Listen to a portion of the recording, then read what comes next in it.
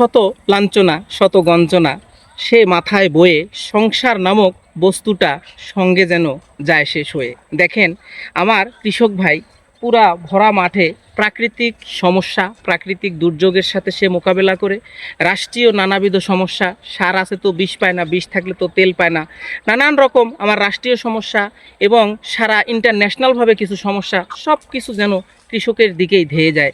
সব কিছু শেষেও কৃষক কিন্তু তার ফসলের ফলন ব্যাহত যাতে না হয় সেই দিকে পরিপূর্ণ খেয়াল রাখছে। যদি আপনাকে দেখাই, পরিপূর্ণ ফলন সে নিশ্চিত করছে।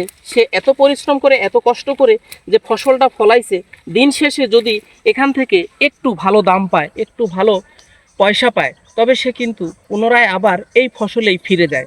যদি না পায়, অনীহায় সে যদি ফসল ছেড়ে দেয়, আমার সারা দেশ সারা জাতি এই কলঙ্ক মাথায় নিয়ে অতিরিক্ত দামে তাকে এই ফসলটা কিন্তু ক্রয় করে আবার খেতে হয়। তাই আমরা সবাই আমাদের সকল নিজ দায়িত্ব করে আমরা চেষ্টা করব কৃষককে বাঁচানো।